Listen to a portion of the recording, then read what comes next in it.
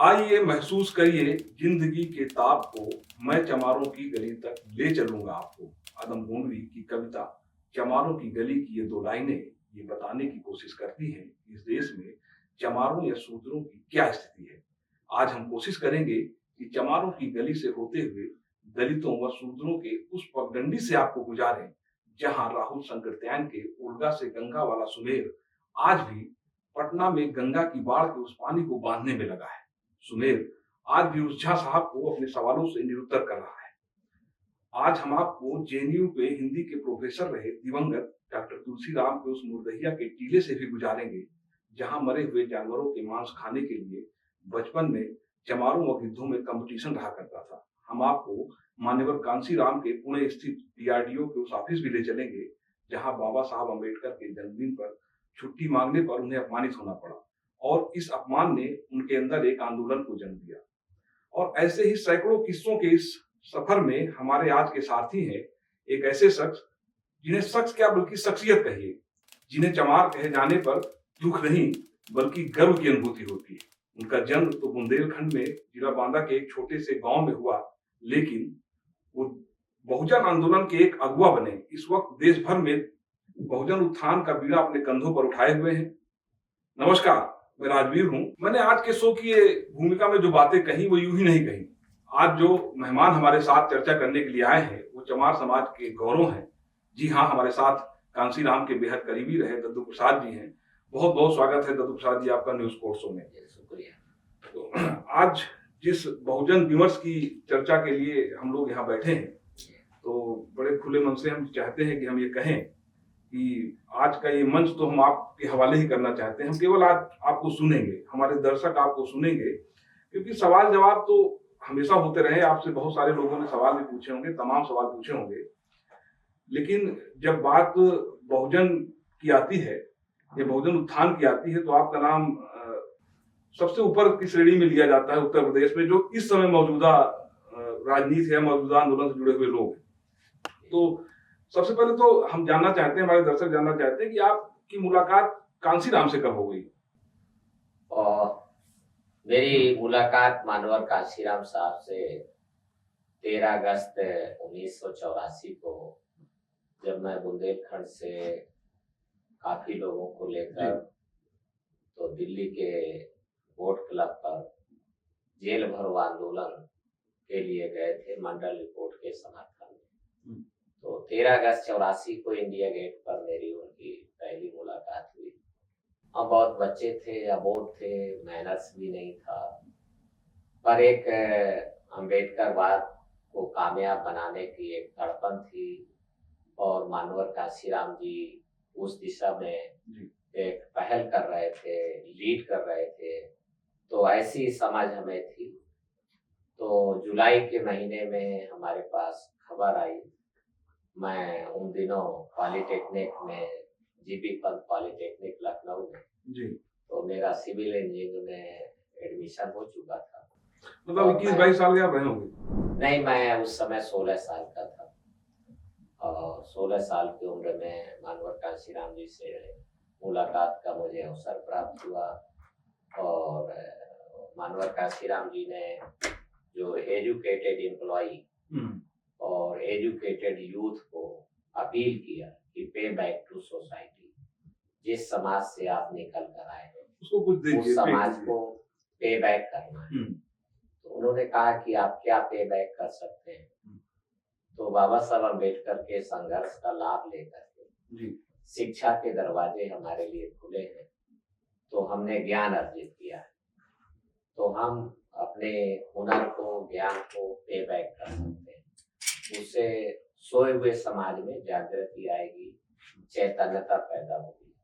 और educated employ के लिए कि बाबा साहब अम्बेडकर के संघर्ष का फायदा उठा करके तो सरकारी नौकरियों में पहुंचे हैं, तो उसके कारण आपके पास टाइम है और बुद्धि है, विवेक है, सूझबूझ है, और उसके साथ साथ आपके पास महीने में एक निश्चित तनख्वाह मिलती है। तो वो तनख्वाह का एक हिस्सा यथा साथ है, यथा श्रद्धा, तो आप समाज को पे बैक कर सकते हैं। तो उसी के तहत बामसेफ का उन्होंने परिकल्पना किया और उसके आगे फिर DS4 को उन्होंने परिकल्पित किया।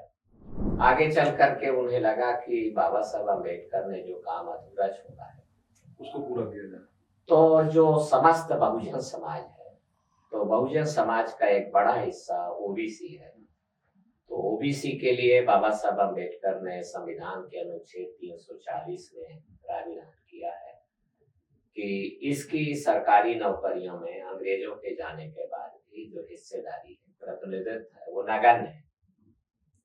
लिहाजा उनके लिए पहले काका कालेलकर कमीशन रिपोर्ट का गठन किया गया।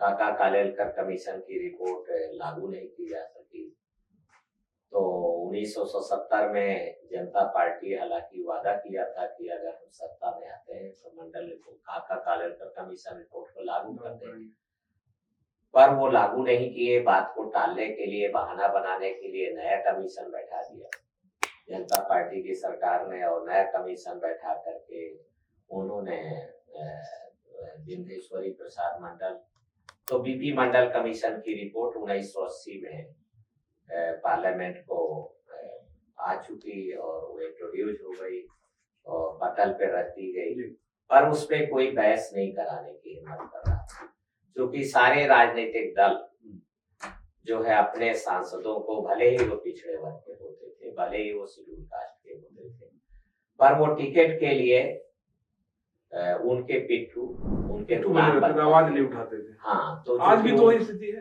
हाँ, आज भी तो उनको डर होता था कि अगर हम इस मुद्दे को, चूंकि सारे राजनीतिक दल जो 7 उस समय राजनीतिक दल थे जो मान्यता प्राप्त स्टेटस पर थे, राष्ट्रीय मान्यता थी उनको, तो वो सभी का नियंत्रण तो भारत के शोषक वर्ग के हाथ में था, जो इस देश की, हमारी जो समस्या का, हमारी अपमान का, हमारी गुलामी का, गरीबी का जो मूल कारण है, वो इस देश की ऊर्ध्वाधर खड़ी हुई सामाजिक व्यवस्था है।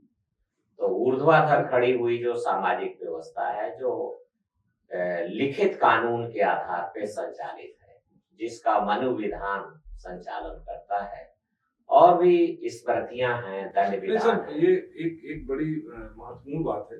बात दरअसल ये है कि कई बहुजन चिंतकों से हमने ये सुना कहते हुए कि कांशीराम जी ने जब अपने एक आंदोलन की शुरुआत की, तो वो किसी भी तरह से, जो चूंकि आंदोलन चलाने के लिए पैसा चाहिए, तो अगर कोई सेठ या अपर क्लास का व्यक्ति चंदा भी देता था तो वो भी अवॉइड करते थे कि हमें आपसे चंदा नहीं चाहिए, क्योंकि हमारी लड़ाई ये आपके ही खिलाफ है। नहीं, उस निश्चित रूप से उन्होंने कहा कि जालिम के द्वारा दी हुआ सहारा अगर हम लेते हैं तो सहारे के साथ इशारा दिया जाता है, और उसका इशारा ना माने तो जालिम फिर सहारा छीन लेता है। तो इसलिए उन्होंने, और बाबा साहब अम्बेडकर ने भी, और अगर हम बुद्ध के ऊपर देखें तो बुद्ध का जो पूरी प्रक्रिया है कि जिनकी समस्या है उनको ही संसाधन उत्सर्जित करने होंगे। तो समस्या हमारी है, तो हमारा शोषक क्यों हमारी समस्या का निवारण और निदान करेगा, और शोषक करेगा तो उसके अपने हित होंगे, और वो हित होंगे तो निश्चित रूप से जकड़न को बनाए रखने के नियम होंगे, हित होंगे उसके। नहीं, तो कितना बड़ा दुर्भाग्य है कि आज भी देखिए बहुत सारे लोग हैं, अपर क्लास के लोग हैं, ये कहते हैं कि दलितों की जो भी लड़ाई रही वो दलितों से ज्यादा या बहुजनों से ज्यादा तो वो खुद लड़ते हैं, खुद अगुवाई करते हैं। तो ये भी तो एक फैक्ट है सब। नहीं, ये तो भ्रांतिपूर्ण अवधारणा है, और ये उनका केवल दिखावा है। गांधी से लेकर के अब तक उन्होंने दिखावा ही किया है, और मूल रूप से जो जैसा मैंने कहा कि हमारी गुलामी का मूल कारण इस देश की ऊर्ध्वाधर खड़ी हुई सामाजिक व्यवस्था है, वर्ण व्यवस्था है। जो वर्ण व्यवस्था केवल कुरीतियों के आधार पे नहीं संचालित है, जैसे कि एक गलत अवधारणा है कि ये कोई बिगाड़ हो गया है, बीच में समाज गड़बड़ हो गया है ना, वो इस देश की लिखित कानून, जिसको हम मनुविधान कहते हैं, मनुस्मृति है, वो उसके द्वारा संचालित है वर्ण व्यवस्था। उसका एक लिखित कानून है, और लिखित कानून आज तक किसी भी शंकराचार्य ने उसका खंडन नहीं किया है। हिंदुत्व के ध्वजवाहक मोहन भागवत हैं आज, उन्होंने भी आज तक कभी नहीं कहा कि हम मनुस्मृति की खंडन करते हैं, उसकी भर्त्सना करते हैं। और इन्होंने इस भारत में अमानवीयता फैलाने का और एक पूरी जमात को, एक बड़े बहुसंख्यक वर्ग को मानवीय अधिकारों से वंचित करने का एक दस्तावेज है। तो कभी नहीं कहा मोहन भागवत ने, अर्थात वो अनमन्य है, अर्थात उनके द्वारा स्वीकार है।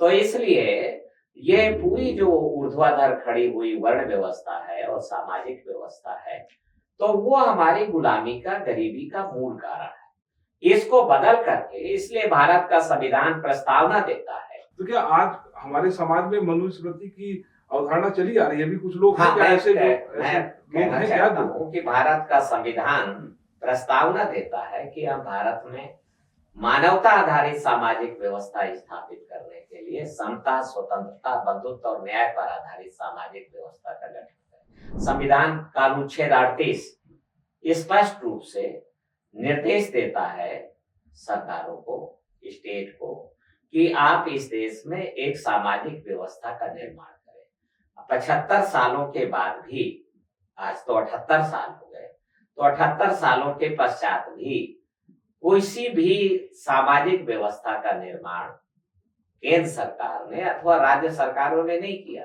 तो नहीं किया तो लिहाजा जो पुरानी सामाजिक व्यवस्था है, जो संस्कृति और सभ्यता के नाम से जानी जाती है, जिसकी बड़ी दुहाई दी जाती है, वो ज्यों का त्यों स्टेब्लिश है, खड़ी हुई है। और वो हमारे अपमान का, हमारी बेइज्जती के, भारत में मानवता के हनन का एक जिम्मेदार है।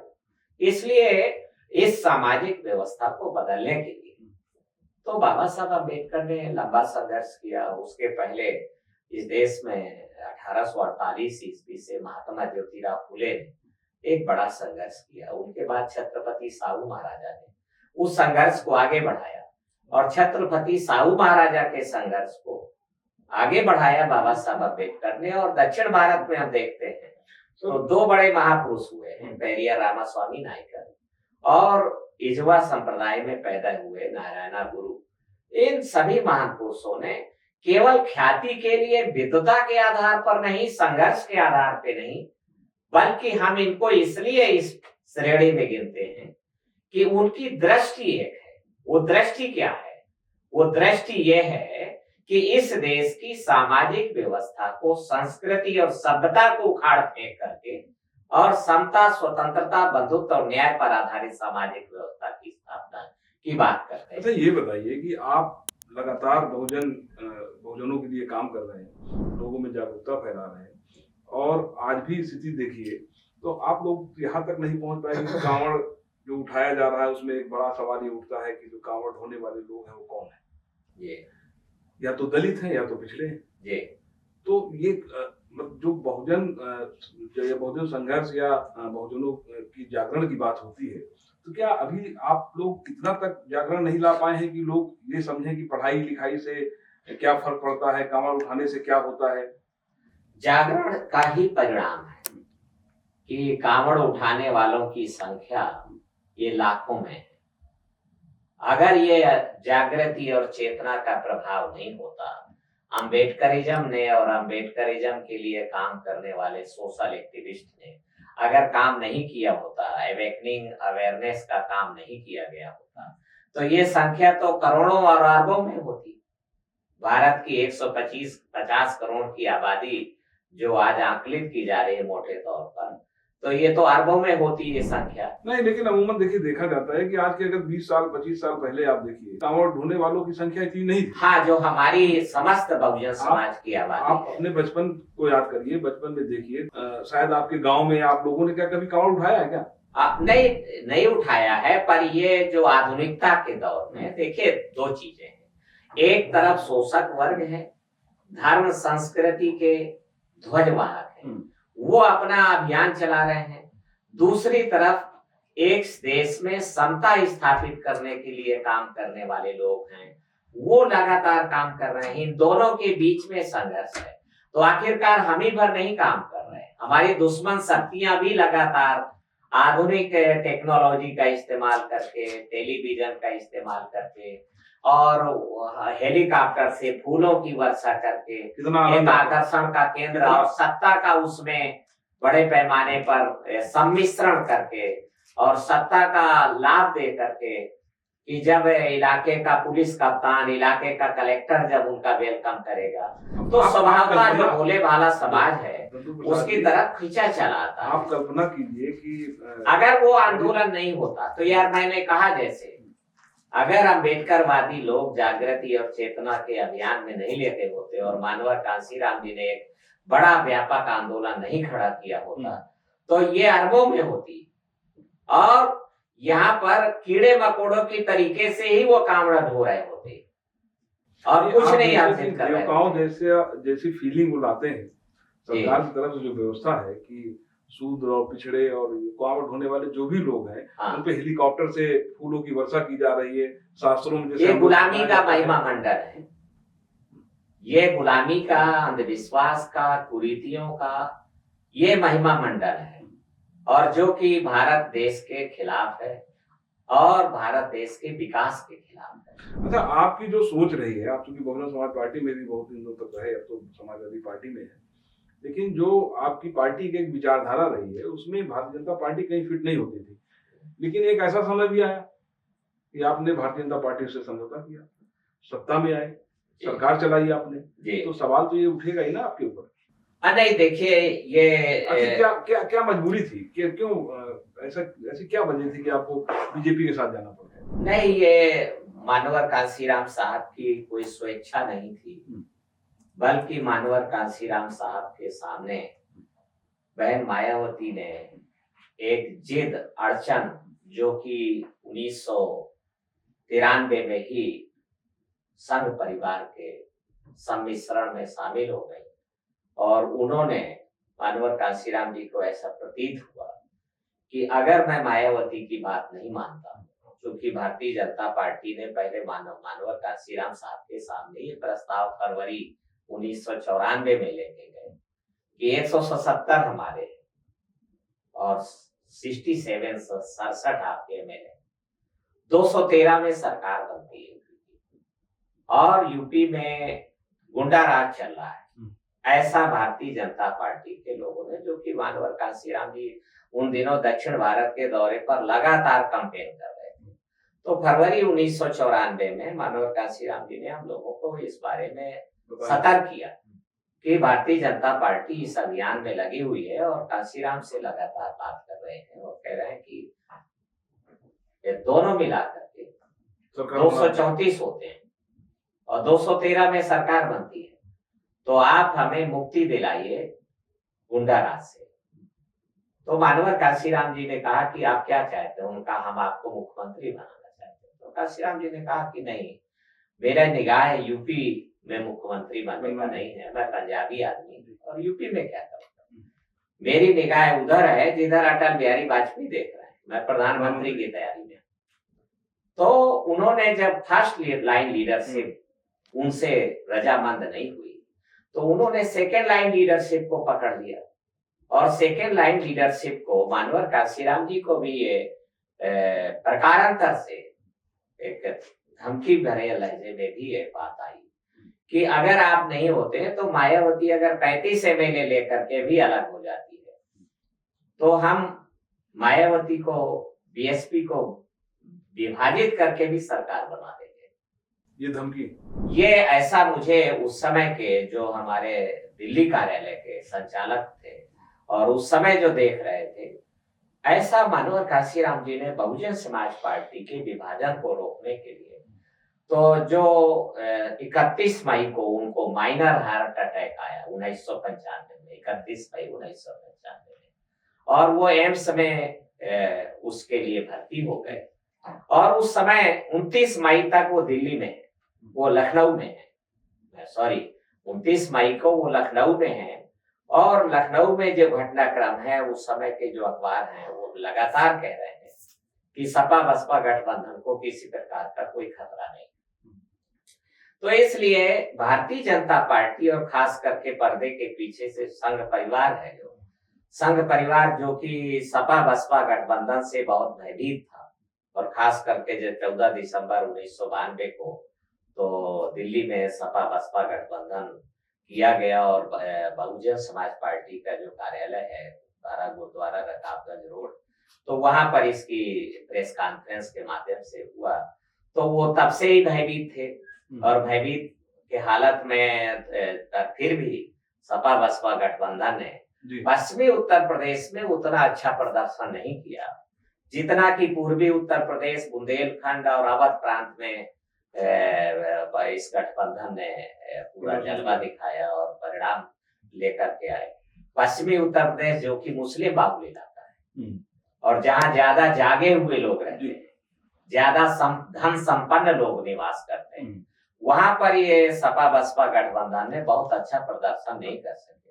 इसके दो ही कारण थे, एक तो मौलाना बुखारी जी का विरोध और दूसरा बहन मायावती का अंदरूनी विरोध।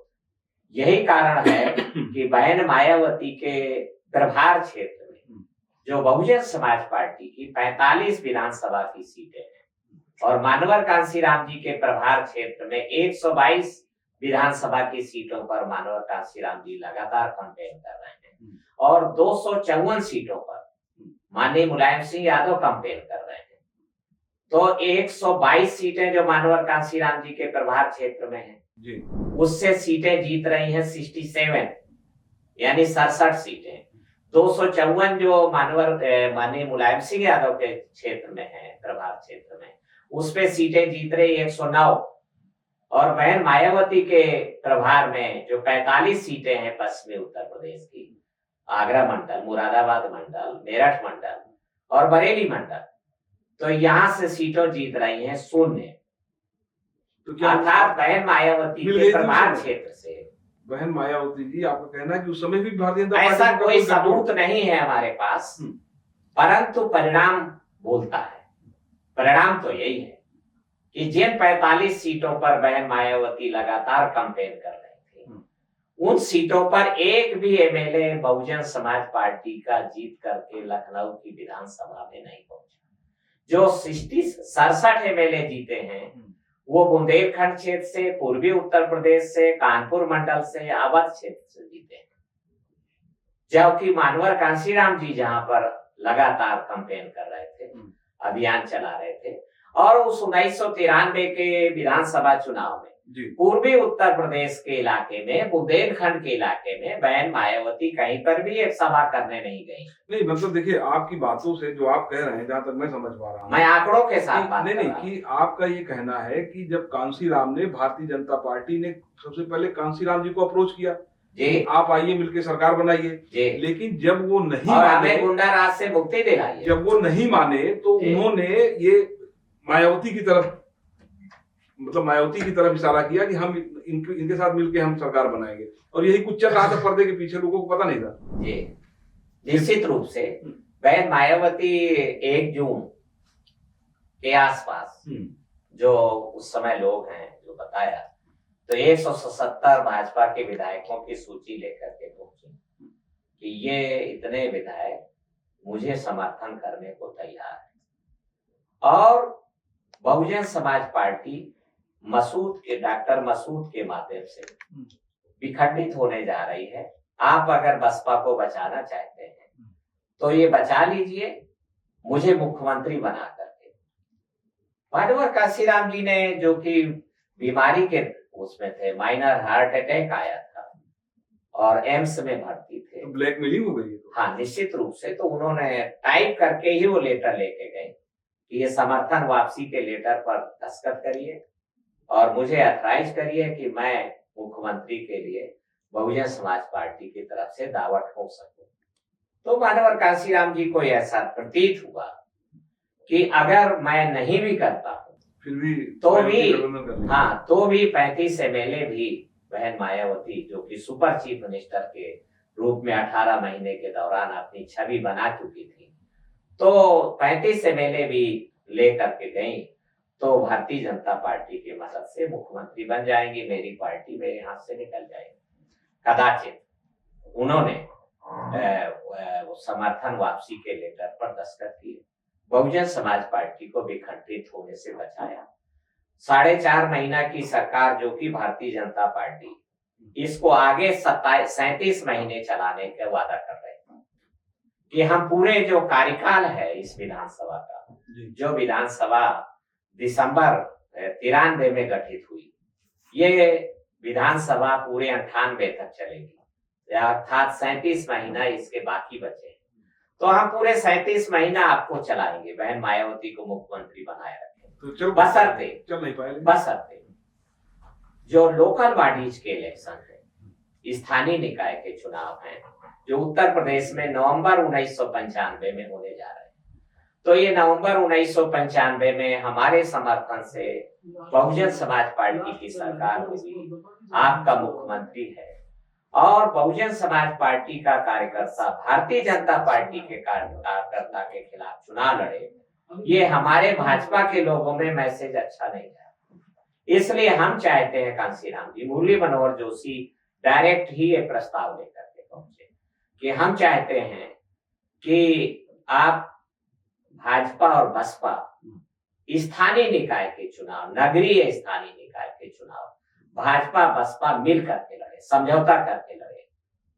हालांकि बहुजन समाज पार्टी नगर क्षेत्रों में कमजोर है, फिर भी हमने तय कर लिया है, अटल बिहारी वाजपेयी आडवाणी से बात कर तय हो गया है कि हम 50% सीटें बहुजन समाज पार्टी को देने को तैयार है। भारतीय जनता पार्टी है जो इस देश की गैर बराबरी और छुआछूत ऊंच नीचता की व्यवस्था को बरकरार रखना चाहती है, बनाए रखना चाहती है, और वो छुपाती नहीं है, बल्कि वो इसको आदर्श सामाजिक व्यवस्था के रूप में प्रचार करती है, ideal social system.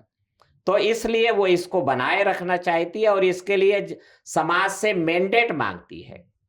Congress party अलग है, कांग्रेस पार्टी कहती है कि नहीं हम समता लाएंगे, पर वो गैर बराबरी को पर्दे के पीछे से बनाए रखने का काम करते हैं। परंतु भारतीय जनता पार्टी खुलेआम कहती है कि हम हिंदुत्व, जो गैर बराबरी का एजेंडा है, उसको हम बरकरार रखेंगे। तो इसलिए कांशीराम जी ने कहा कि मैं और मेरा कार्यकर्ता स्टेटस को फोर्सेस को वोट देने की अपील नहीं कर सकता है। जिनको मैंने पिछले 15 सालों से बदलाव के लिए रजामंद किया है, उनको मैं अपील करने नहीं जाऊंगा कि आप यथास्थितिवादी ताकतों को मतदान कीजिए। इसलिए भाजपा और बसपा का चुनावी गठबंधन नहीं होगा। तो मुरली मनोहर जोशी ने कहा कि अगर आप हमसे चुनावी गठबंधन नहीं करते हैं तो हम सपोर्ट विड्रॉ कर लेंगे, सरकार गिरा देंगे। तो कांशीराम जी ने कहा कि मेरा काम हो चुका है, अब आप सरकार गिराओ, आप सरकार गिरा सकते हैं। तो अटल भी, मुझे एक बड़े IAS अफसर ने कहा, जो उस दिन डे अफसर थे, शायद 13-14 अक्टूबर को, कि अटल बिहारी का फोन आया जब मानवर कांशीराम जी 5 कालीदास मार्ग में ठहरे हुए थे लखनऊ में। तो अटल बिहारी का फोन आया और उन्होंने अंतिम रूप से कहा कि भाई हम आपसे इतने दिनों से कह रहे हैं कि स्थानीय निकाय का चुनाव बसपा और भाजपा मिल करके लड़ें, तो आप हमारी बात नहीं सुन रहे हैं, तो हम सरकार गिरा देंगे, समर्थन वापस लेना होगा हमें। तो कांशीराम जी ने कहा कल गिराते हो तो आज गिरा दो, मैं आपसे चुनावी गठबंधन नहीं करूंगा किसी भी सूरत में। मैं नहीं अपील कर सकता कि आप भारतीय जनता पार्टी स्टेटस को फोर्सेज है, जो यथास्थितिवादी ताकत है, उसको मतदान कीजिए। और लिहाजा 17 अक्टूबर 1995 को भारतीय जनता पार्टी ने सपोर्ट विड्रॉ किया सायकालीन, और सरकार गिरा दी गई। ये बात बहन मायावती को भी भारतीय जनता पार्टी ने समझाई कि हम तो आपकी सरकार को 37 महीना आगे चलाना चाहते हैं, पर कांशीराम नहीं रजामंद हो रहे हैं। ये बताइए, जब आप लोगों को ये पता था कि मायावती जी एक तरह से भारतीय जनता पार्टी के इशारों पे काम कर रही हैं, उनके हाथ ये हमारी हैसियत नहीं थी उस हो समय। गई, ठीक बात है। आप सब सवाल सुनिए ना पूरा। तो फिर आखिर वजह क्या रही कि फिर इतने लंबे समय तक आप लोगों ने साथ दिया? और जब मानवर कांशीराम जी ने जो 96 का असेंबली इलेक्शन हुआ, तो 96 के असेंबली इलेक्शन में एडवांस प्रबंध किया, अग्रिम प्रबंध किया कि भारतीय जनता पार्टी के साथ बहुजन समाज पार्टी को आगे आने वाले समय में सरकार बनाने के लिए जाना ना पड़े। इसलिए उन्होंने भारतीय जनता पार्टी की धुर विरोधी कांग्रेस पार्टी के साथ चुनावी गठबंधन किया, और बहुत सम्मानजनक गठबंधन किया कि 300 सीट पर बहुजन समाज पार्टी लड़ेगी और 125 सीट पर कांग्रेस पार्टी लड़ेगी। तो रिजल्ट जो सामने आया तो 67 सीटें पुनः बहुजन समाज पार्टी जीती और 33 सीटें कांग्रेस पार्टी समर्थन से जीती। तो दोनों मिलाकर के 100 सीटें जीती, पर एब्सोल्यूट मेजॉरिटी किसी भी पार्टी को नहीं मिली। इस बार भारतीय जनता पार्टी को 175 सीटें मिली, 140 सीटें समाजवादी पार्टी को मिली और 100 सीटें कांग्रेस और बसपा के गठबंधन को मिली।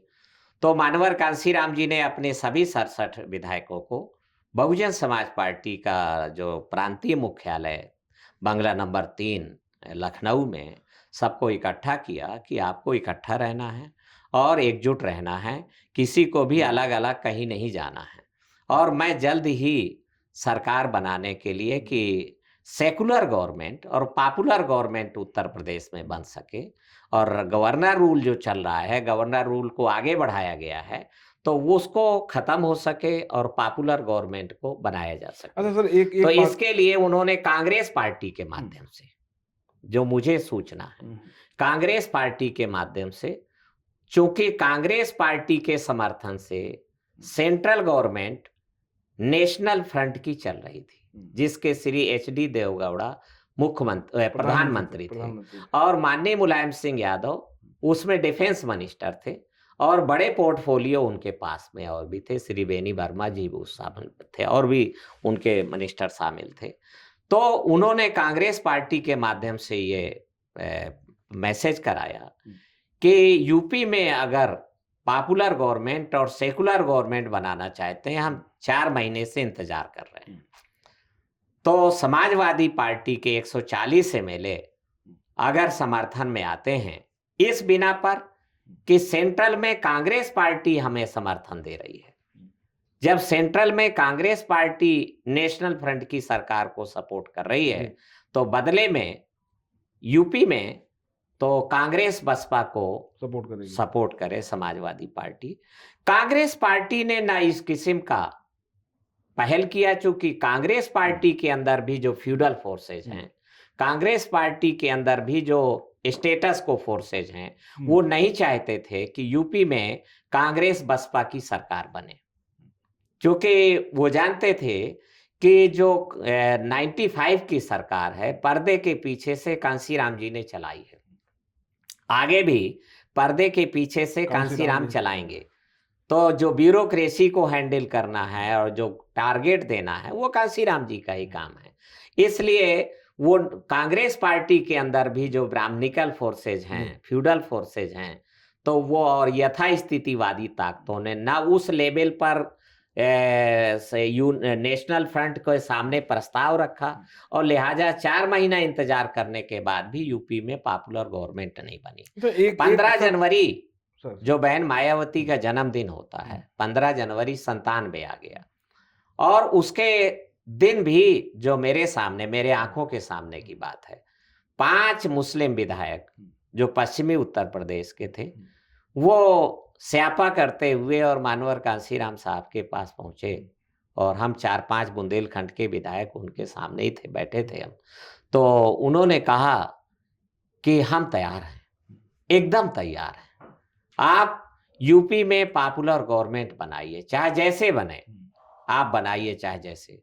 तो कांसीराम जी ने बहुत तेजी से उनको डांटा, क्या चाहते हैं, चाहे जैसे बनाने का क्या मतलब, समाजवादी पार्टी सपोर्ट दे नहीं रही है, कांग्रेस पार्टी उनको रजामंद नहीं कर पा रही है, कांग्रेस पार्टी की ड्यूटी है कि वो समाजवादी पार्टी को रजामंद करें।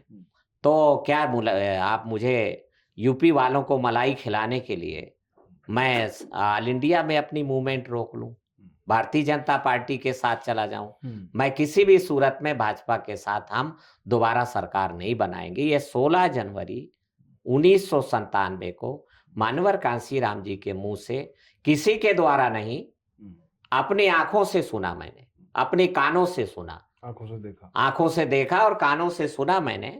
तो इसलिए, परंतु 2 महीने बाद बहन मायावती जब यूपी में पॉपुलर गवर्नमेंट नहीं बनी, चूंकि माननीय मुलायम सिंह यादव ने, शायद मुझे अपुष्ट खबर मिली कि कांसीराम जी से या कांग्रेस के नेताओं से कहा कि हम अगर BSP लीडर बदल दे तो हम समर्थन दे देंगे। आर.के. चौधरी को ले आए, अथवा बसपा का जो प्रदेश अध्यक्ष है भागवत पाल को ले आए। ये संभव नहीं था। नहीं, भागवत पाल का तत्काल रात में 12 बजे, रात में 12 बजे बहुजन समाज पार्टी से निष्कासन हो गया। जैसे ये बात आई, चूंकि भागवत पाल जी जो मिर्जापुर के रहने वाले थे, उस समय बहुजन समाज पार्टी के प्रांतीय अध्यक्ष थे, पर उनका दुर्भाग्य कि वो विधायक भी नहीं जीत पाए थे। एमएलए लड़े थे वो मझवा सीट से, पर वो हार गए, तो उनका तत्काल निष्कासन हो गया। तीसरा नाम जो विशंबा निषाद का मुझे जानकारी में आया, तो विशंबा निषाद एमपी जीत चुके थे बहुजन समाज पार्टी से, और आर.के. चौधरी एमएलए जीत चुके थे मोहनलालगंज से। तो इनका निष्कासन नहीं हुआ, नहीं तो कहिए इनका भी निष्कासन हो जाए। जिनका नाम दिया था कि अगर मायावती की जगह ये 3 नेता आ जाएं, और तो 2 महीने के निकाल दिया बाद जाता। 2 महीने के बाद वो फिर उन्होंने कहा कि अब आप तो बहुत इंतजार करा दिए, आप थक चुके हो, और अब आप सारे पत्ते आपके खत्म हो गए हो अगर, तो बीजेपी वाले फिर तैयार हैं मुझे मुख्यमंत्री बनाने के लिए। मानवर कांशीराम साहब के सामने चूंकि 175 की संख्या तब भी बीजेपी के पास थी, तो उन्हें फिर वही 95 वाला खतरा नजर आया, और तब मानवर कांशीराम जी ने अधीर होकर के और निराश होकर के, थक करके, और उन्होंने कहा कि ठीक है, बीजेपी के साथ आप सरकार बनाना चाहती हैं तो बना लीजिए। तो तब बीजेपी के साथ वो 6-6 महीने का अच्छा, आप तो बात हुई। दद्दू प्रसाद जी, आप तो एक लंबे समय तक इसलिए आपने जो सवाल खड़ा किया था जी। कि आप भारतीय जनता पार्टी के साथ गए, मानवर कांशीराम जी ने अपने उस सिद्धांत पर अडिग रहे कि जालिम का सहारे के साथ इशारा भी आता है, और जालिम का सहारा इशारा ना मानो तो वो सहारा छीन लेता है। तो लिहाजा उन्होंने बड़ो सावधानी के साथ जितना वो दी हुई परिस्थितियों में कर सकते थे, हमारी तैयारी, हमारी एबिलिटी उस समय तक इस लेवल पर नहीं तैयार हुई कि हम एब्सोल्यूट मेजॉरिटी पर आ सकें, और लिहाजा भारतीय जनता पार्टी ने दूसरी बार भी सरकार बनाई, पर अंदर अंदर वो हमारे गिरेबान पर भी हाथ डालते गए। अच्छा, अब आप चूंकि बहुजन समाज पार्टी में नहीं है, उससे इस्तीफा दे चुके हैं, बहुजन समाज पार्टी से जितने भी नेताओं ने इस्तीफा दिया उसको छोड़ा, उन्होंने बड़े बड़े आरोप लगाए। खास तौर पे मायावती जी को पैसे का सबसे बड़ा आरोप जो लगा, पैसे का लगा कि वो पैसा टिकट बेचती हैं, तो ऐसे में वहाँ रहना बड़ा मुश्किल है, जो विचारधारा है उसको उन्होंने गिरवी रख दिया, इस तरह के आरोप लगे। ये तमाम लोगों ने, जिन नेताओं ने बसपा छोड़ी, उन नेताओं ने आरोप लगाया। आप मतलब आपका भी यही कहना है कि और कुछ अलग कहना है? नहीं, मेरा ये कहना नहीं। बहन मायावती पैसा लेती है, मैं इसके खिलाफ नहीं। मैं इसके खिलाफ हूं कि हमने और भारत में निर्धनों का लोकतंत्र अगर कामयाब बनाना है, बहुजनों का लोकतंत्र कामयाब बनाना है, तो बहुजनों के वोट की बिकवाली एक भयंकर इसमें बीमारी है, रोड़ा है, अवरोध है। बहुजन समाज के लोग अगर अपना वोट बेचते हैं तो वो कभी भी लोकतंत्र में कामयाब नहीं हो सकते हैं। इसलिए बहुजन समाज पार्टी ने बड़े पैमाने पर युद्ध स्तर पर अभियान चलाया कि वोट अनमोल है, बहन बेटी की इज्जत के समान है, जो वोट बेचे समझो बहन बेटी की इज्जत बेचे। यही तो वोट और बेटी बेची नहीं था। जाती है, बल्कि इज्जतदार लायक और आदमी को सौंपी जाती है। वोट बेचना बंद करो, जो ना माने उसका बिरादरी में हुक्का पानी बंद करो। तो हम कामयाब हो गए एक वोट की बिकवाली रोकने में, मास के वोट की बिकवाली में रोकने में हम कामयाब हो गए। परंतु हम इसके खिलाफ हैं कि इकट्ठा हुए वोटों को, जागे हुए वोटों को जागृत किए गए, चेतना पैदा किए गए और इकट्ठा हो गए ना बिकने वाले vote, that is called ticket. उसी का नाम है टिकट। अगर वोट बिखरा हुआ है तो टिकट नहीं बनता है, अगर वोट बिक जा रहा है तो टिकट नहीं बनता है। तो बहन मायावती जो हमारे इकट्ठा हुए वोटों को बेच रही है उसके हम खिलाफ है। इसीलिए आपने और इस्तीफा उसका दिया। परिणाम सामने है। जब जब हमने वोट बेचने के अभियान को ड्रॉप करने का अभियान चलाया, जब जब हमने वोट की बिकवाली को बंद कराया, तब तब हमें एक सर बड़ा सवाल, एक आप बड़ा मुझे बात कहने दें। जी जी नहीं, जनमानस तक नहीं जाएगी ठीक है, ये ठीक बात। बात है, ठीक बात, आप कंप्लीट करें। वोट जब जब हमने वोट की बिकवाली बंद करने का अभियान चलाया, तब तब हमारा ग्राफ ऊपर उठता गया।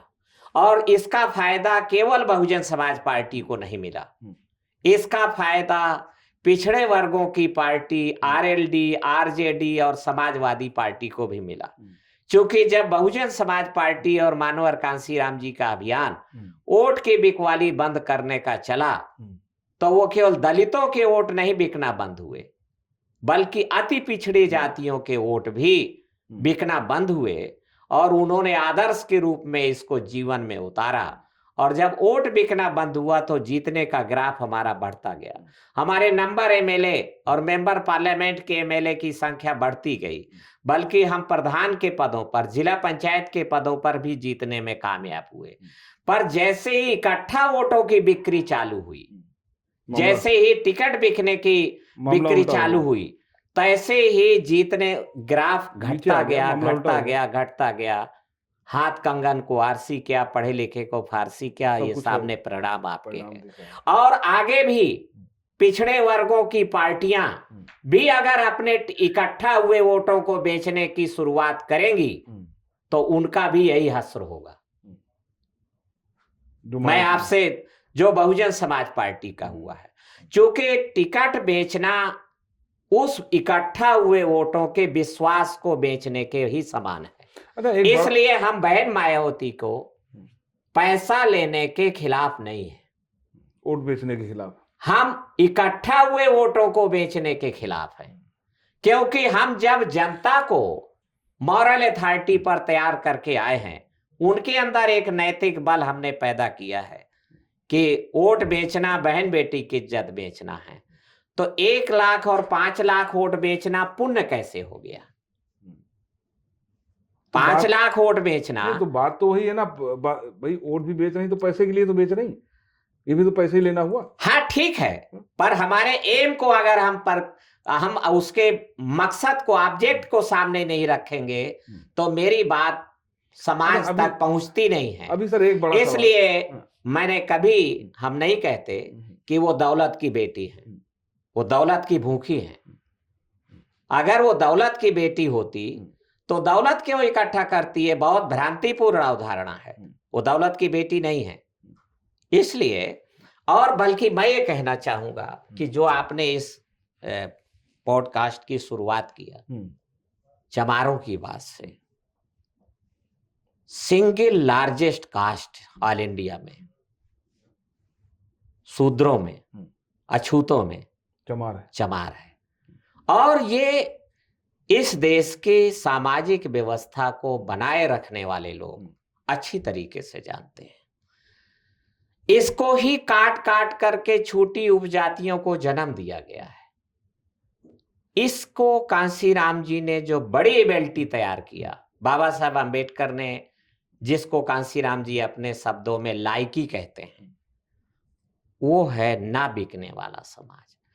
बहन मायावती के हम इसलिए खिलाफ हैं कि उन्होंने इसको, जो हमारी लायकी पैदा हुई, और लायकी पैदा होने से चमार की क्रेडिबिलिटी पैदा हुई, हम विश्वसनीय हो गए, भरोसे लायक हो गए, और हमें तमाम की शोषित पीड़ित जातियों ने, मजलूमों ने हमारे ऊपर भरोसा किया। और जब भरोसा किया और फिर हमने टिकट बेच दिया, किनको? अपनी बहन के बलात्कारी को, अपने भाई के हत्यारे को, अपने लुटेरों को हमने टिकट बेच दिया, उनके हाथों चला गया। जो 2 जून 1995 की घटना के कांड के, गेस्ट हाउस कांड के अभियुक्त थे, तो वो तक उसमें टिकट ले गए हमारा, तो पैसे के लिए। हाँ, तो इसलिए ये जो क्रेडिबिलिटी को खत्म करने का षड्यंत्र है, चमार की अच्छा विश्वसनीयता सर, खत्म सर हो एक जाए। चूंकि आप बड़े बुद्धिजीवी व्यक्ति हैं, एक जो सवाल उठता है, जो तमाम लोग कहते हैं, आपकी पार्टी में भी लोग कहते हैं कि बहुजन समाज पार्टी की मुखिया बहन मायावती भारतीय जनता पार्टी की बी टीम है या उनके इशारे पे ही काम करती हैं। तो ये आप लोग वैसे ही आरोप लगाते हैं या कोई तथ्य है कि भाई वो कैसे, जिसकी विचारधारा ही बिल्कुल भारतीय जनता पार्टी के अगेंस्ट है, तो उसको आप कैसे बी टीम कह सकते हैं भारतीय जनता पार्टी की? देखिए, जो उन्होंने इधर फैसले लेना चालू किए हैं, तो वो फैसले और फिर परिणाम है। परिणाम बोलता है।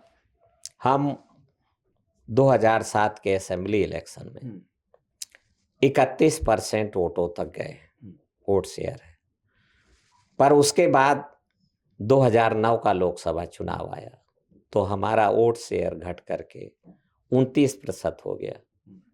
उसके बाद 2012 के विधानसभा चुनाव में हमारा वोट घट करके 27% पे आ गया, फिर 24% पे आ गए हम आगे, और फिर 22% पे 2014 में आ गए हम।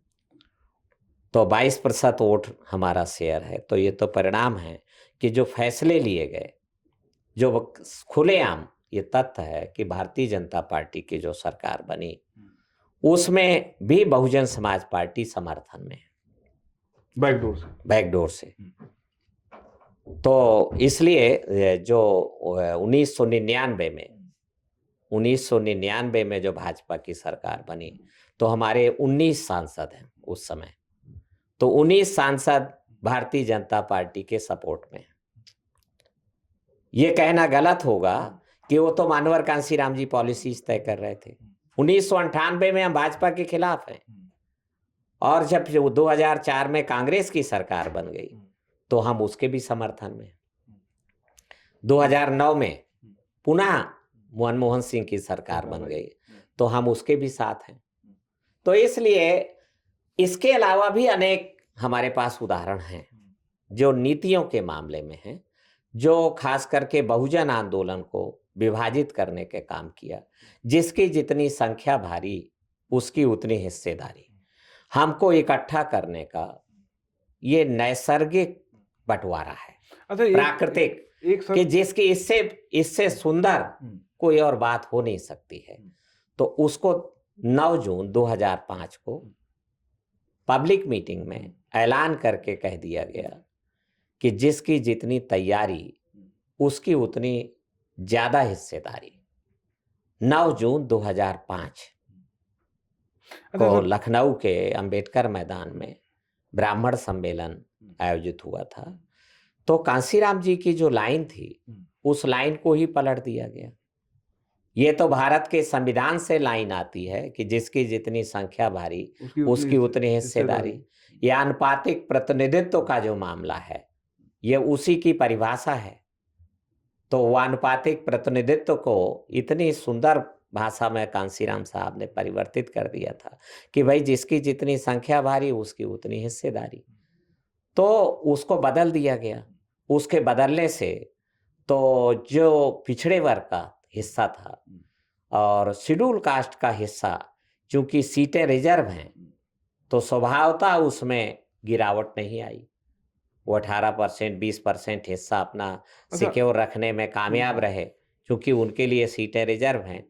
पर पिछड़े वर्ग की हिस्सेदारी में जबरदस्त गिरावट आ गई।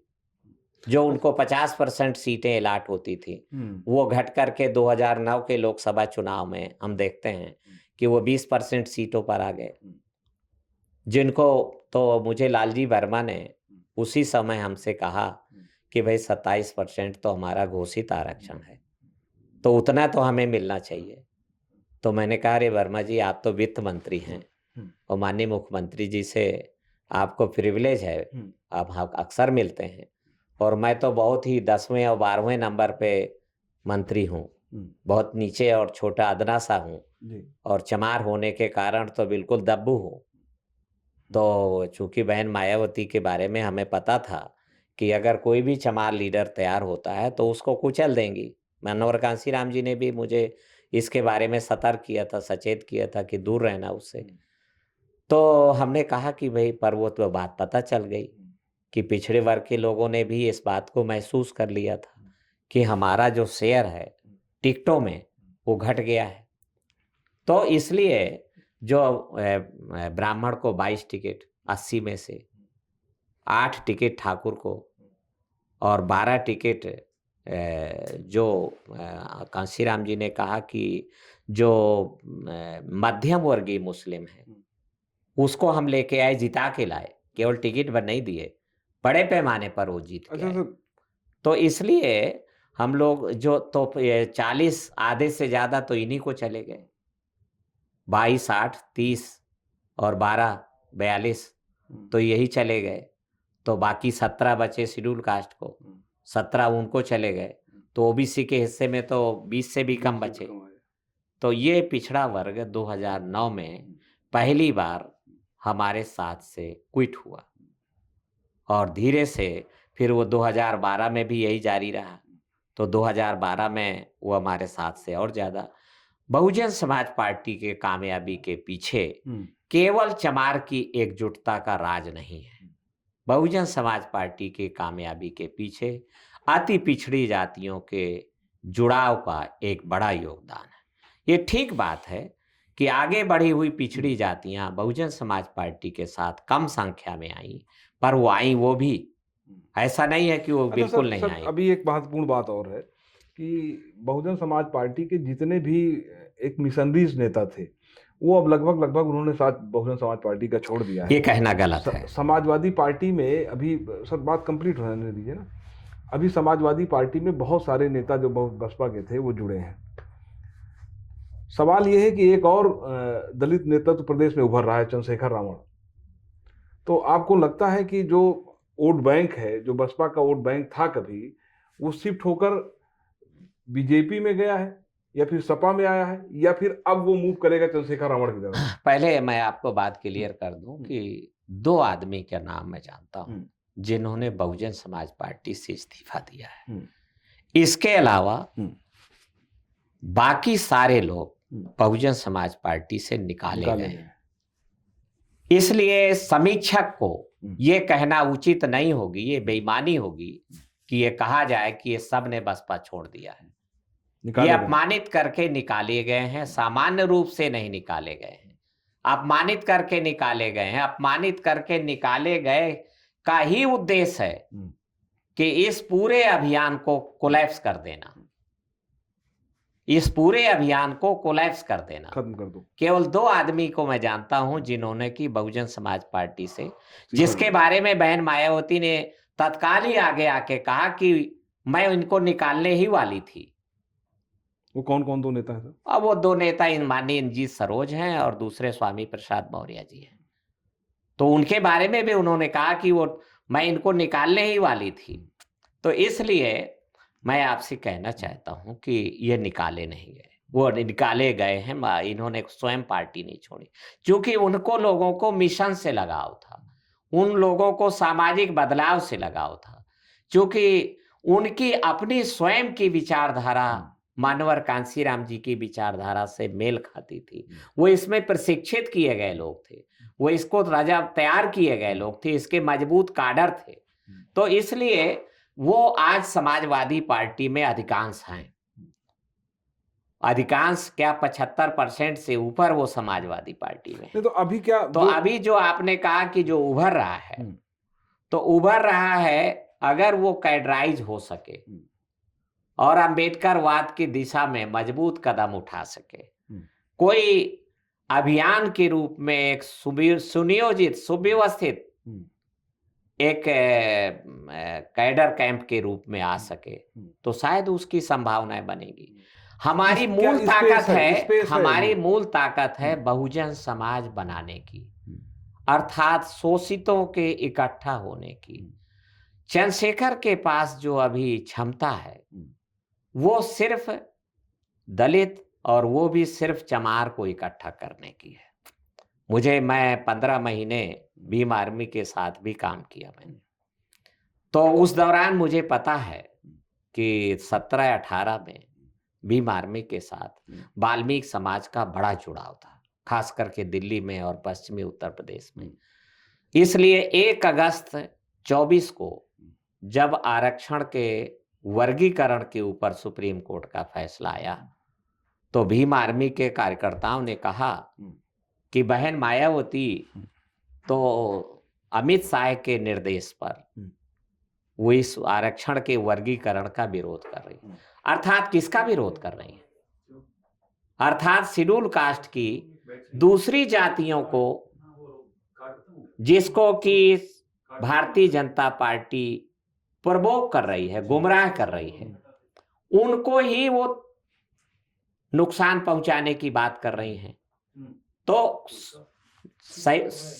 मानवर कांशीराम जी ने भी इस मामले में बहुत ही सुलझी हुई नीति का अख्तियार किया और उन्होंने कहा कि हम शेड्यूल कास्ट की जो पीछे छूट गई जातियां हैं उनको भी हिस्सेदारी देना चाहते हैं, उनके लिए हम लड़ रहे हैं। पर बहन मायावती ने ऐसा नहीं किया। 1 अगस्त 2024 का अनुसूचित जात के आरक्षण के ऊपर क्लासिफिकेशन का फैसला आने के बाद उन्होंने इसका विरोध किया।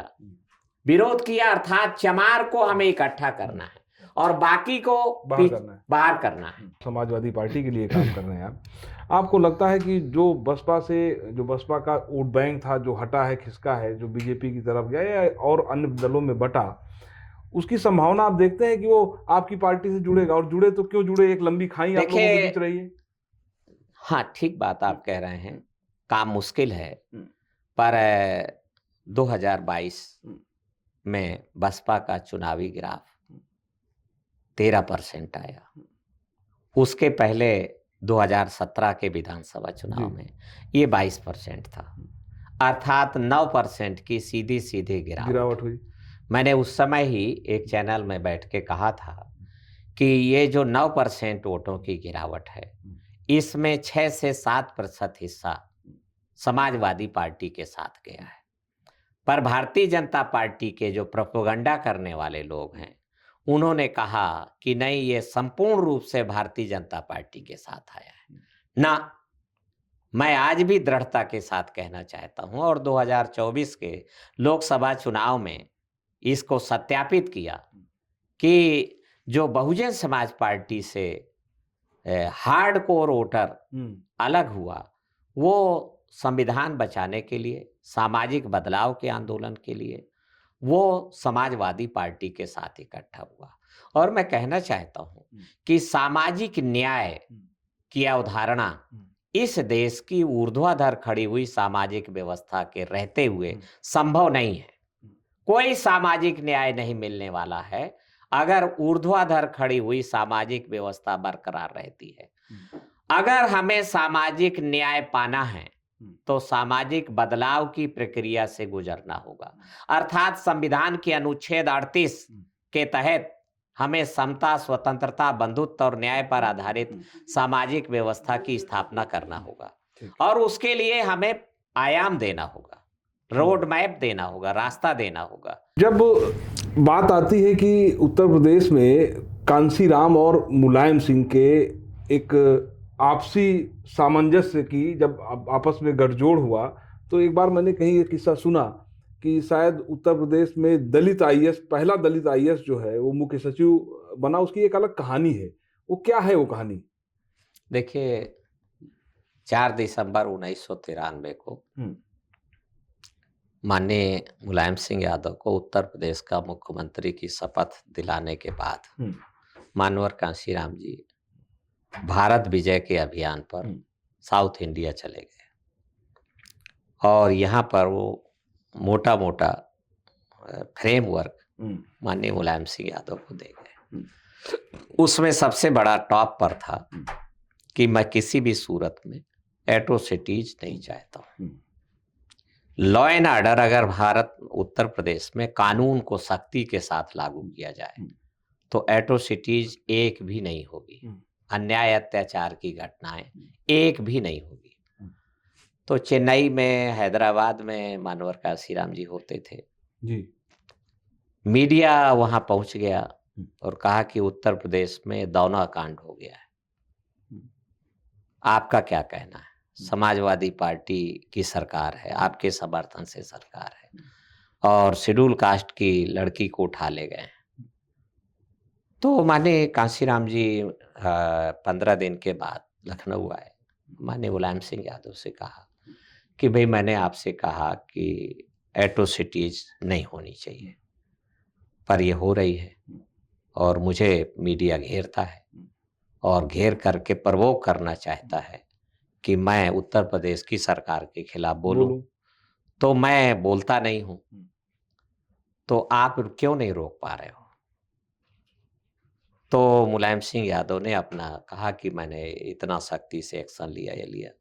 तो मानवर कांशीराम जी ने कहा नहीं, जिसका डीएम नहीं होता, जिसका एसपी नहीं होता, उसका सीएम कामयाब नहीं होता है। ये उस समय बात कही। हाँ, तो जिसका अगर सीएम को कामयाब बनाना है तो उसका डीएम होना जरूरी है। तो आपका जो डीएम का बाप है, डीएम का जो कमांडर है, उसका नाम है चीफ सेक्रेटरी। तो चीफ सेक्रेटरी आपने ये साउथ इंडिया के ब्राह्मण को, सुब्रमण्यन को बैठा रखा है, तो ये आपके आदेशों को कंप्लायंस नहीं कर रहा है। आप तो चाहते हैं, और डीजीपी भी आपने बना रखा है, तो आप तो चाहते हैं कि एट्रोसिटीज रुक जाए, पर परिणाम नहीं आ रहा है। परिणाम इसलिए नहीं आ रहा है कि आपका डायरेक्ट जो डीएम पे आदेश देने वाला चीफ सेक्रेटरी है, वो आपका अपना आदमी नहीं है, ब्यूरोक्रेसी पर। हाँ। तो माननीय मुलायम सिंह यादव ने कहा कि मेरे पास पिछड़े वर्गों की कोई टीम नहीं है, मेरे यादव तो गिने चुने आईएएस हैं। तो कांशीराम जी ने कहा कि मुझे पता है कि ये यादव को जब आज से 40 साल पहले ये गुमराह कर दिया गया कि तुम्हें क्या कलेक्टर बनने की जरूरत है, तुम्हारा तो लठ ही कलेक्टर है। तो परिणाम कि पिछड़े वर्गों के आरक्षण के साथ पिछड़ा वर्ग लोग, यादव भाई लोग, पटेल भाई लोग, जाट लोग सहमत नहीं हुए, खड़े नहीं हुए। तो वो आज ब्यूरोक्रेसी में नहीं है, पर चमार तो है। चमार के 125 आईएएस हैं उत्तर प्रदेश में उस समय थे। उस समय कौन सा 500 सन था सर? वो 1994। तो चमार तो हैं। तो उन्होंने कहा कि चीफ सेक्रेटरी बनाने लायक नहीं है, इतने वरिष्ठ नहीं है। तो उन्होंने कहा नहीं है, पर वो सेंट्रल गवर्नमेंट में डेपुटेशन पर है, तो उसको आप कहें तो मेरी बातचीत होती है उससे और उसको बुला लेता हूँ। उत्तर प्रदेश काडर का है वो। तो उसका नाम था माता प्रसाद जी। तो माता प्रसाद जी जो सेंट्रल में डेपुटेशन पर थे, जो 1987 में उत्तर प्रदेश के प्रिंसिपल सेक्रेटरी होम रह चुके थे, सेक्रेटरी होम रह चुके थे वीर बहादुर सिंह की सरकार में। तो उनको मानवर कांशीराम जी से लगातार बातचीत थी। तो मानवर कांशीराम जी का परामर्श पा करके माननीय मुलायम सिंह यादव ने पहला अनुसूचित जाति वर्ग में जन्म लेने वाला व्यक्ति को चीफ सेक्रेटरी उत्तर प्रदेश बनाया गया। इससे पहले और मुख्यमंत्री का सचिव, प्रमुख सचिव भी हरियाणा के अनुसूचित जात के व्यक्ति पीएल पुनिया को बनाया गया। तो अर्थात पंचम तल में सीधे कंट्रोल अनुसूचित जातियों का और ब्यूरोक्रेसी में कंट्रोल। मैं सर ये समझना चाहता हूं कि इससे पहले कोई भी दलित आईएएस उत्तर प्रदेश का मुख्य सचिव नहीं बना था। नहीं बना था। पहली बार 1994 में अनुसूचित जाति वर्ग के, मैं तो नाम लेके बता रहा हूँ, माता प्रसाद जी चीफ सेक्रेटरी को गौरव प्राप्त है प्रथम अनुसूचित जाति का चीफ सेक्रेटरी होने का। और डीजीपी भी, मुझे नाम याद नहीं है, तो डीजीपी भी बनाया गया। ये सब कुछ मुलायम सिंह यादव और मानवर कांशीराम जी के जो सूझबूझ थी, उस सूझबूझ के तहत, हाँ, दोनों नेताओं ने देखिए मानवर कांशीराम जी का अंतिम अभीष्ट जहां फाइनेंस है, भारत की सामाजिक व्यवस्था को, अर्थव्यवस्था को बदलना है, तो फाइनेंस पे नियंत्रण करना जरूरी है। और जो फाइनेंस है, वित्त है, वित्त मंत्रालय सीधे सेंट्रल गवर्नमेंट के पास है। आरबीआई है जो फाइनेंस की जो पॉलिसीज हैं वो सेंट्रल गवर्नमेंट के पास है। ये तो सेंट्रल गवर्नमेंट की जो खाका है, ड्राइंग है, उसी पर स्टेट गवर्नमेंट को चलनी है वित्तीय मामले में। सेंट्रल गवर्नमेंट जो प्रसाद स्वरूप फंड देगा, शायद तभी कांशीराम जी कहते थे कि हमें यूपी की कुर्सी से मतलब नहीं है, हम प्रधानमंत्री नहीं, के लिए। निश्चित रूप से उनकी इसलिए अंतिम अभीष्ट उनका भारत के प्रधानमंत्री पर था, और इसलिए हर हालत में वो भारत में अपने आप को प्रधानमंत्री तक ले जाने के लिए सपा बसपा गठबंधन को बरकरार रखना चाहते थे। सपा बसपा गठबंधन को बरकरार रखना चाहते थे। हरियाणा में अलग से देवीलाल के साथ गठबंधन चाहते थे।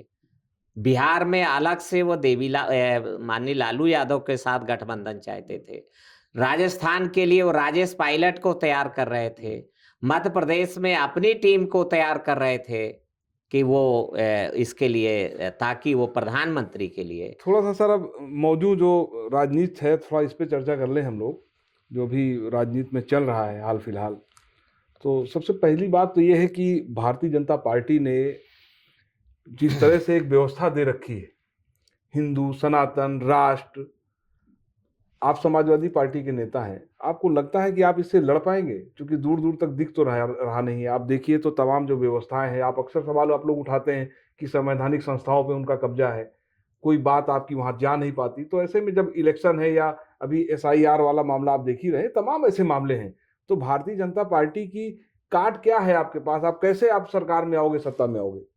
पीडीए जो सोचा गया है भारतीय जनता पार्टी की काट के लिए एक उचित पॉलिसीज है, पर इसको धरातल पे उतारना, जमीन पर उतारना और पूरी वैचारिकी के साथ, जिसमें कोई कहीं कंफ्यूजन न रहे, हिचकिचाहट न रहे, वो करना बहुत जरूरी है। उसके लिए हम लोग लगे हुए हैं, काम कर रहे हैं लगातार, ताकि जो समाजवादी पार्टी काडर है, समाजवादी पार्टी का कार्यकर्ता है, उसको भी सामाजिक न्याय की अभीष्ट को पाने के लिए, सामाजिक बदलाव के लिए रजामंद किया जा सके।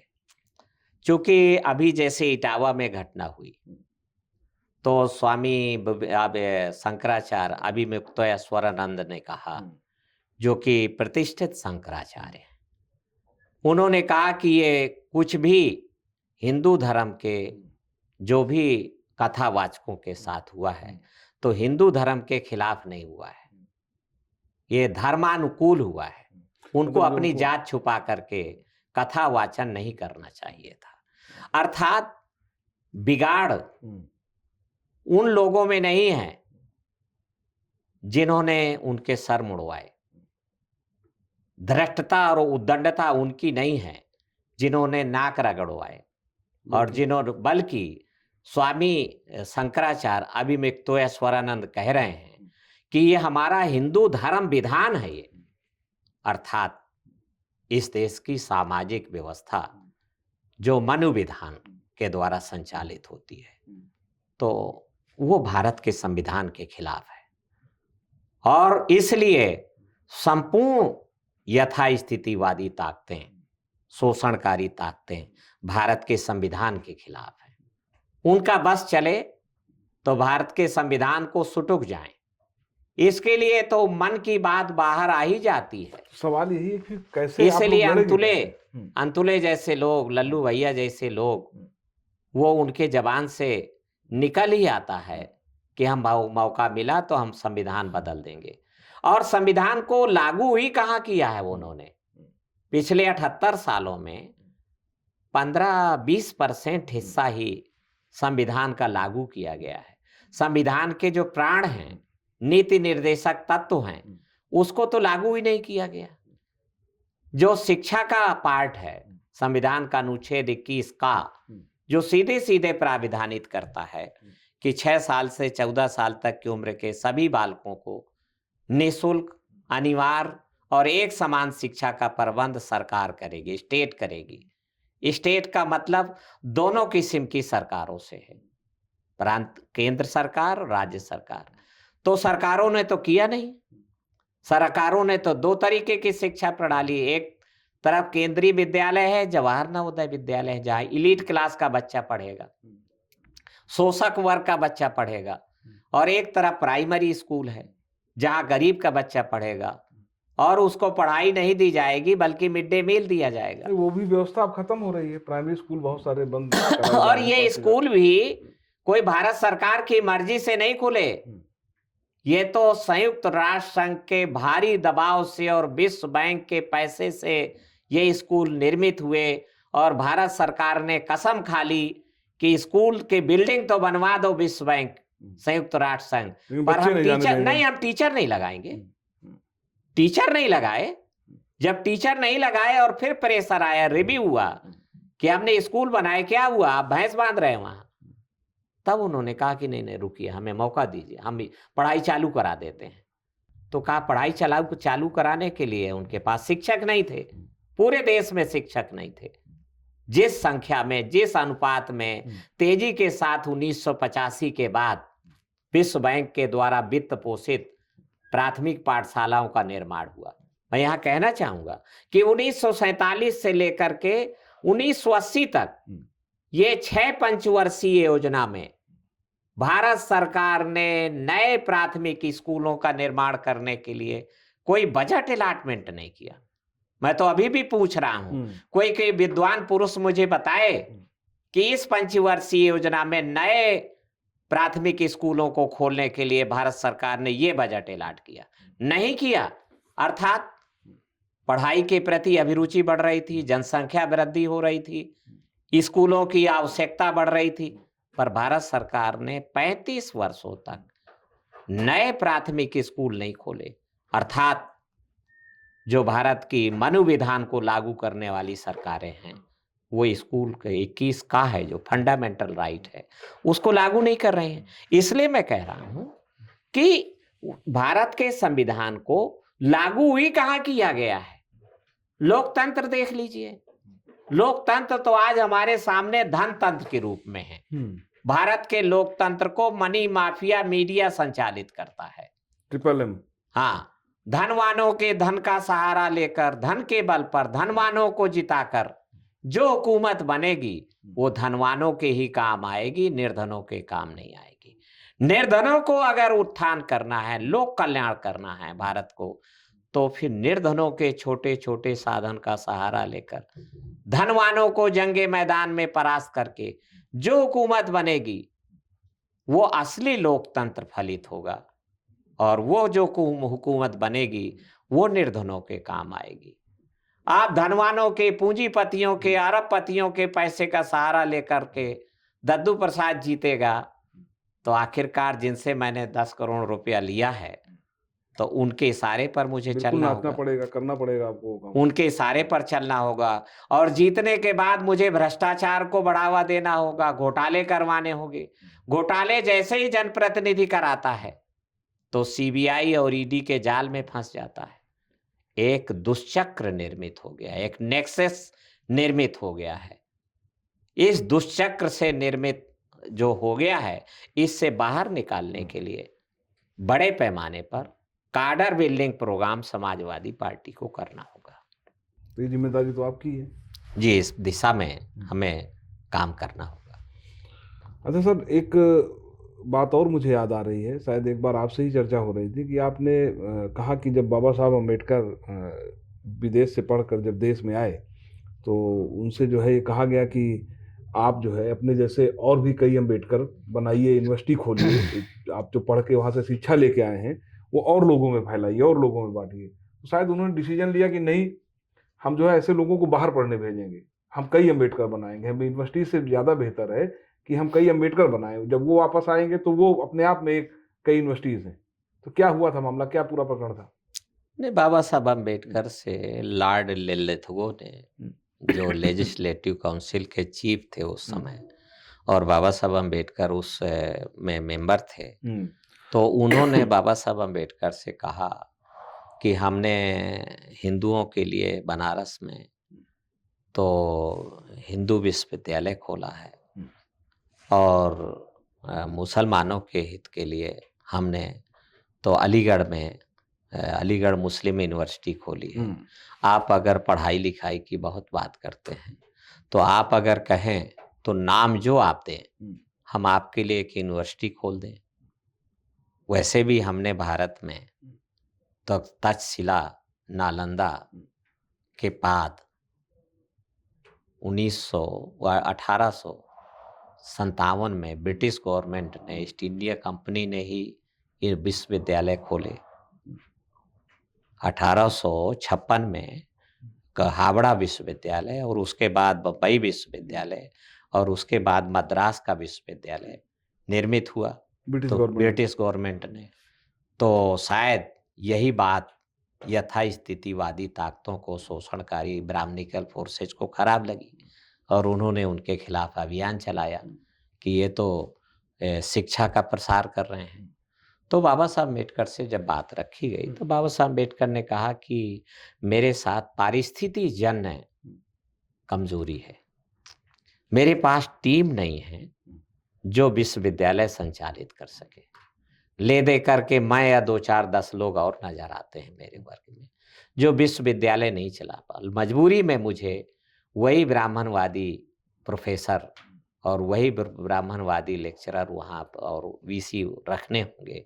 तो जैसा बीएचयू है वैसा ही स्वरूप हमारी भी विश्वविद्यालय का होगा। तो लाल ललितगो बहुत पसोपेश में पड़ गए कि भाई आप बातें बहुत पढ़ाई लिखाई की करते हैं, ब्रिटिश गवर्नमेंट जब आपको फंड देना चाहती है तब आप बहानेबाजी मार रहे हैं, तो आप क्या सोचते हैं? तो उन्होंने कहा कि जैसे साहू महाराजा कोल्हापुर नरेश ने और सयाजीराव गायकवाड़ बड़ौदा के राजा ने मुझे तैयार किया और एक अंबेडकर 500 पोस्ट ग्रेजुएट के बराबर है, आपने भी स्वीकार किया, तो क्या ये उचित नहीं होगा कि ब्रिटिश गवर्नमेंट भी ऐसे लोग तैयार करे? तो लाल ललितगो ने कहा कि हाँ मैं सहमत हूँ और ब्रिटिश गवर्नमेंट को मैं रजामंद करता हूँ कि आप प्लान बनाइए। तो बाबा साहब अम्बेडकर ने पीपल्स एजुकेशन सोसाइटी एक बनाई और ब्रिटिश गवर्नमेंट ने तो 45 लाख रुपया उस समय तो पीपल्स एजुकेशन सोसाइटी को ग्रांट किया और ग्रांट करके तो 40 लोगों को विदेशी शिक्षा, हाँ 40 लोगों को लंदन भेजा गया। तो बाबा साहब अम्बेडकर अक्सर कहते थे उस समय के परिस्थिति के अनुसार कि जिस समाज में 10 इंजीनियर, 10 डॉक्टर, 10 वकील हों तो वो समाज गुलाम लाचार नहीं रह सकता है, उसमें एक बुद्धिजीवी वर्ग तैयार होगा और वो सेल्फ रिस्पेक्ट के लिए लड़ेगा, केवल रोटी के लिए नहीं। मानवीय जीवन के लिए रोटी से बड़ी जरूरत है सेल्फ रिस्पेक्ट, जिसको भारत के बुद्धिजीवियों ने रेखांकित नहीं कर पाए हैं। उनके बेचारगी पर तरस आता है जी। सेल्फ रिस्पेक्ट मानवता के लिए सेल्फ रिस्पेक्ट का तत्व महत्वपूर्ण है। तो बाबा साहब अम्बेडकर ने उनको तैयार की, उनसे बात हुई तो वो भेजा उनको, पर दुर्भाग्य है कि 40 के 40 लोग सोचे कि अपना अपना करो सुधार तभी होगा समाज सुधार, तो वहीं उनकी नौकरी लग गई और वहीं पर वो वापस नहीं आए। तो बाबा साहब अम्बेडकर बहुत रोए और 18 मार्च 1956 को आगरा में उन्हें भरे मन से, रुंधे हुए गले से बोलना पड़ा कि माफ़ करना मेरे गैर पढ़े लिखे भाइयों कि मैं आपके लिए ज़्यादा नहीं कर पाया।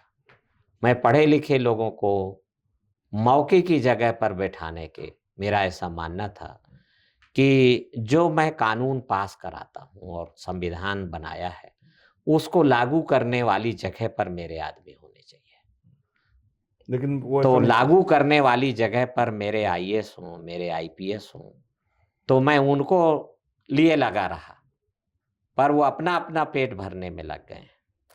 तो मेरे इस कारवां को, स्वाभिमान के आंदोलन को, इज्जत के आंदोलन को और आज़ादी के आंदोलन को अगर आप आगे ना बढ़ा सकें तो पीछे ना जाने दें, यहीं रोक के रखें, कोई इसको आगे बढ़ाएगा। तो इसलिए जो शिक्षा की बात है हमारे लिए आज भी उतनी मौजूद है और इसका एक ही तरीका है कि जवाहर नवोदय विद्यालय आज भारत की शिक्षा व्यवस्था में एक्सीलेंट स्कूल है। ये एक्सीलेंट स्कूल 700 ही क्यों हो, ये 7 लाख होने चाहिए। ये एक्सीलेंट स्कूल और भारत सरकार के पास फंड की कोई कमी नहीं है। मैं उन लोगों से सहमत नहीं हूं जो बिना विचार किए हुए फंड का रोने लगते हैं। भारत सरकार को अगर भारत में प्रतिभा को पैदा करने के अभियान में लगते हैं तो बड़ी पैमाने पर बेरोजगारी, हमें करोड़ों की संख्या में आज भी शिक्षकों की जरूरत है।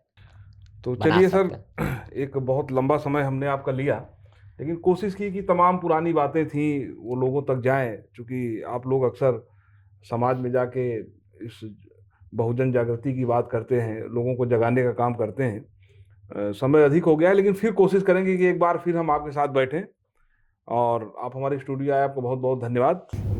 तो ये हमारा एक स्पेशल एपिसोड था, और कहते हैं ना कि जात सिर्फ एक सामाजिक ढांचा नहीं, ये वो अदृश्य दीवार है जो सपनों, अवसरों और इंसानियत के बीच खड़ी कर दी गई है। आज के इस एपिसोड में हमने सिर्फ कुछ परतें खोली हैं, मगर सच्चाई की जड़ें कहीं ज़्यादा गहरी हैं। अगर आपको लगता है कि ये मुद्दा सिर्फ उनका नहीं बल्कि हम सब का है, तो इस चर्चा को आगे बढ़ाइए। हम फिर मिलेंगे एक और ज़रूरी सवाल और किसी खास मेहमान के साथ। तब तक याद रखिए, जब तक सब बराबर नहीं तब तक कोई बराबर नहीं। नमस्कार।